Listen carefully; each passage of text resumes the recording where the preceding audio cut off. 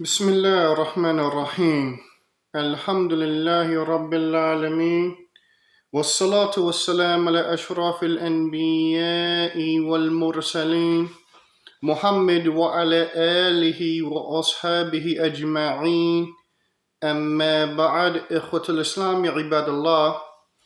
This morning I wanted to touch on something that I believe is lost or not fully understood as it relates to a lot of those that attribute themselves to Al-Minhaj Al-Salafi. And this simple core understanding, and that being that the religion of Al-Islam is predicated on the achieving of benefit, general well-being, and or advantages or prosperity. The religion is predicated upon this either in the absolute sense or in a preponderant sense.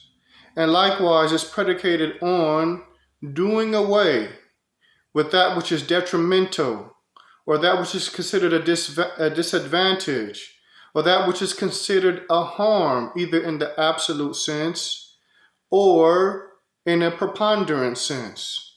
This is something that the legislation, when looking into it and examining it, that one clearly can take away from it, regardless of what the situation and or circumstance may be.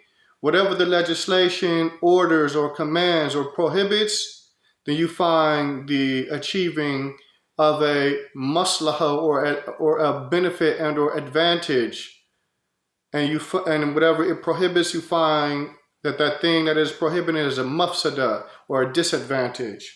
Now I want to take a look at the statements of Sheikh Sulaiman al-Ruhaili, basically emphasizing this point. And he states, and this is coming from his book قواعد تعارض المصالح والمفاسد. This is coming from this tremendous authored work of the Shaykh.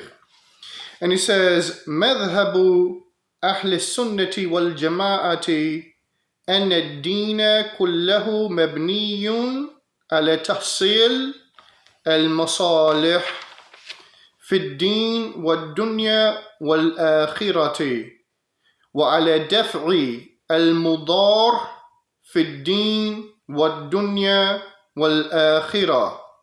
فما أمر الله بشيء إلا وفيه من المصالح ما لا يحيط به الوصف، وما نهى عن شيء إلا وفيه من المفاسد ما لا يحيط به الوصف.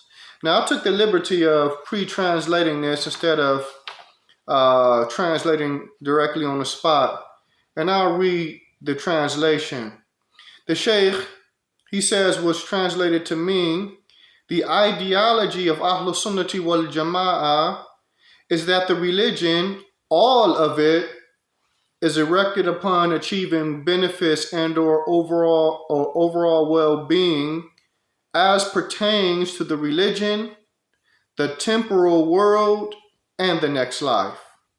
Likewise, it repels harms and or detrimental circumstances as pertains to the religion, the temporal world, and the next life. Thus, Allah doesn't command a thing except that therein is overall benefits, overall advantages, and or well-being, that which descriptive terms or description cannot confine. And he doesn't prohibit a thing except therein is corruption, disadvantage and or overall harm, that which a description or descriptive terms cannot define, cannot encircle, cannot surround. And then he continues, and I'll just read directly from the translation for the sake of time. Undoubtedly, the Islamic legislation, its base and foundation as relates to a ruling or as it relates to rulings, and the benefits and or overall well-being of the servants as pertains to sustenance in this worldly life and the hereafter is justice, all of it. All of it is mercy, and all of it has an enveloping advantage and or benefit. Therefore, it is erected upon achieving masalih, or completion of that, and neutralizing mafasid, or the minimizing of that, or the counterbalancing between the varying types of mafasid and the varying types of masalih, along with giving precedence to what is most important over that which is besides that. Over that which is besides that. So these statements of Sheikh Sulaiman al-Ruhaili illustrate the powerful nature of the Islamic legislation, and that regardless of what situation, what time period, what place, or circumstance, whatever you do that in which you're claiming that it's in accordance with that which Allah Tabaraka wa Ta'ala loves and is pleased with, if it is not achieving what the goal of the Islamic Sharia is based upon, what is predicated upon, then in that instance or in that circumstance, you may not be doing that which is pleasing to Allah. Even if you can quote a bunch of evidence with the claim to support your position. Because we have to understand there are base rulings, fundamental rulings, and then there are some situations and or circumstances that are exceptions to that rule. And we as Sunnis have to understand when, in each and every circumstance, when, if doing a certain action achieves this maslahah that the Sharia is predicated upon, or if it achieves other than that. If it achieves other than that.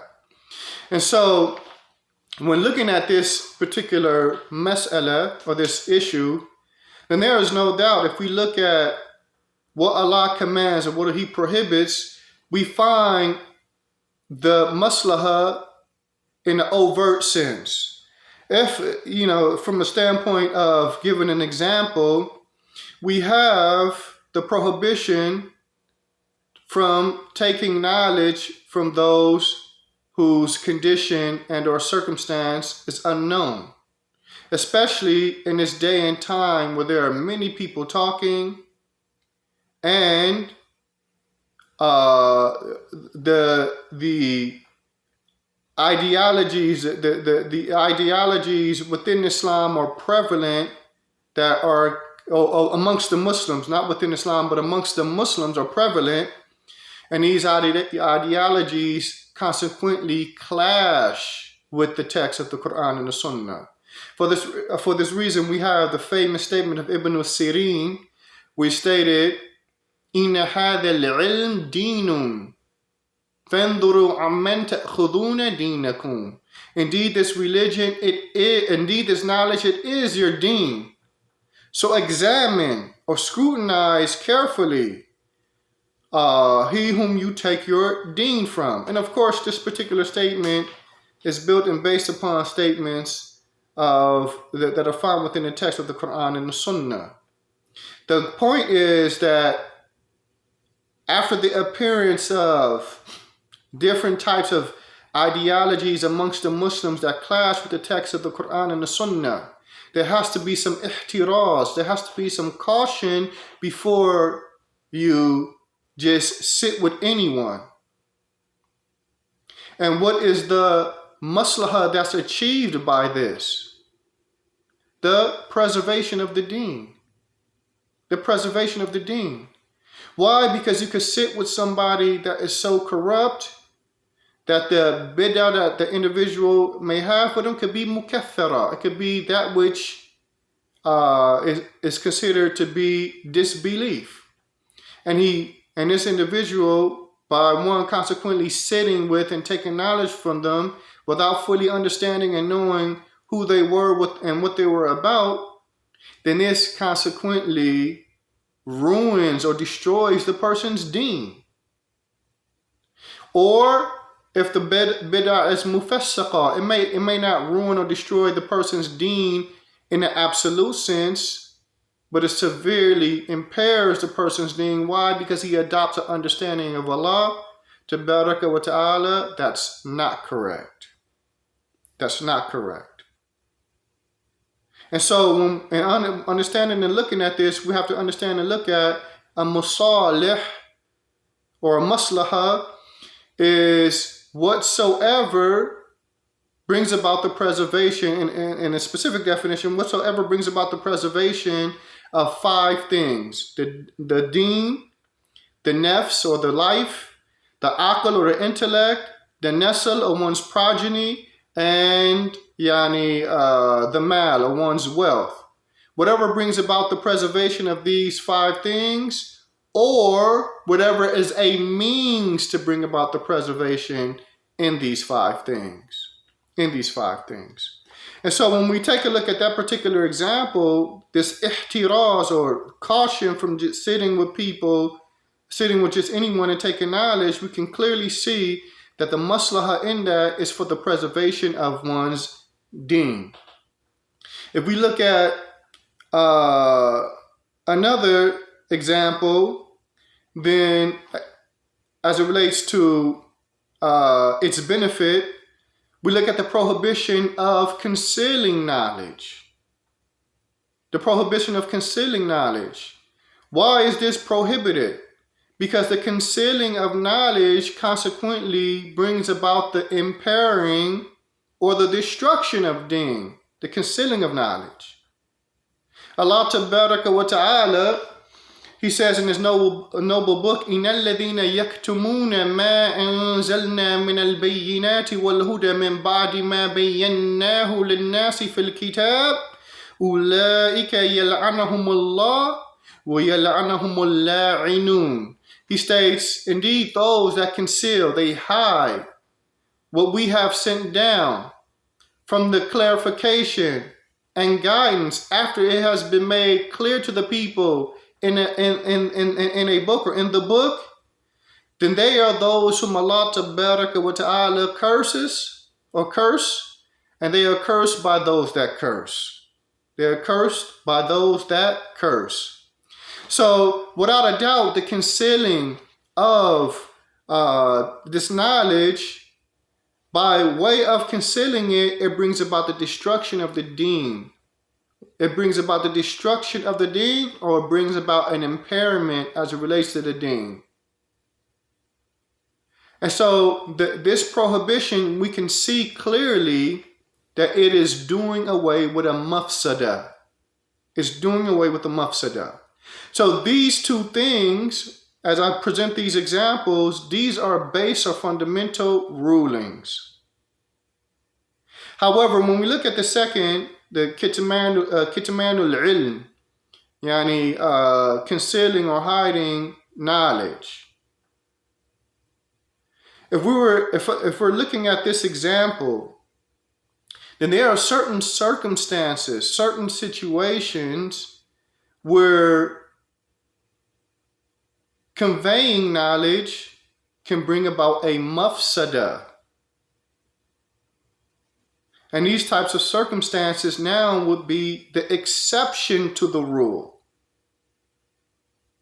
And so, if you are in a circumstance where we're conveying knowledge brings about a mafsada, then in that circumstance, concealing knowledge would be allowed. Why? Because the Islamic legislation is about achieving masalih and doing away with mafasid.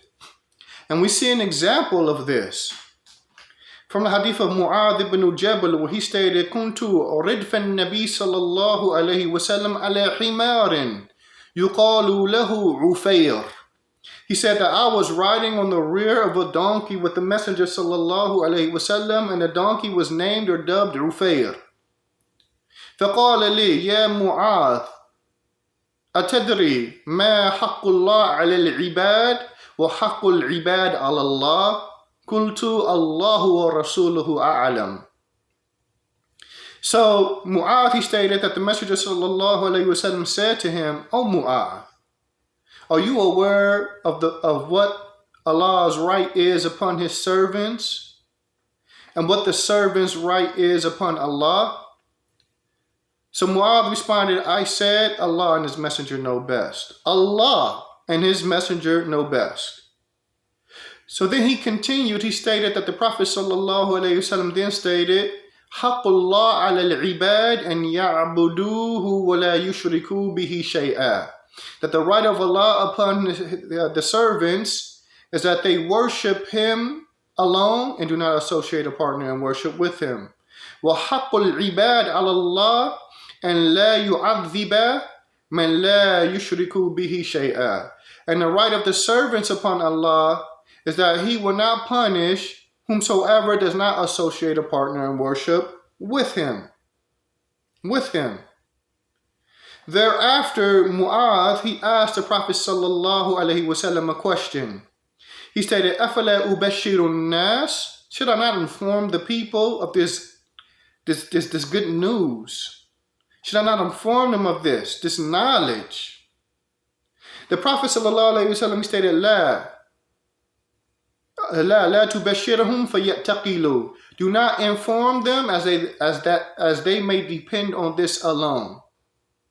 So the Prophet ﷺ perceived or feared that the conveying of this knowledge would produce a mafsada, because now when people will stop competing and doing the good deeds and like this and just depend on this statement alone, he perceived a mafsada that would far outweigh a maslaha in conveying that knowledge. And the benefit that we take from, that we understand from this, is that in certain circumstances, being in accordance with a command or a prohibition in certain circumstances may not produce the maslaha that the Islamic Sharia is predicated upon. It may not do away with the mafsada that the Islamic Sharia is predicated upon. And if we have a circumstance that is like that, where we clearly perceive that doing this can produce a mafsada, then in that particular circumstance, that exception to the rule, we do that which produces the maslaha, even if it appears on a dhahir that is not in accordance with a command found in the text or a prohibition. But in reality, it is in accordance with the text. It is in accordance with the legislation in that circumstance. This is why, for instance, the base ruling on eating pork is prohibition. And so the teachers are going to teach that it's prohibited to eat pork. And as a student advances in his understanding of the Islamic legislation, then they eventually come to start to learn about al-qawa'id al-fiqhiyya and principles like al-darura, tabihu al-mahdhurat, that a need, I'm translating it as need, it makes permissible what is prohibited. But in this particular principle, we have to understand what a need is. A need is an abnormal circumstance that could consequently bring about the ruin or destruction of one of those 5 things that we mentioned earlier, or the severe impairment thereof. So when you have a circumstance like this, then it would make permissible what is normally impermissible. So if you have some people that's out on a trail hiking somewhere, and we hear about this all the time, people get lost in the national parks. They can't find their way. Rescue teams are searching for them for days. A person may be in a circumstance like this, and he now faces the threat of his life being taken.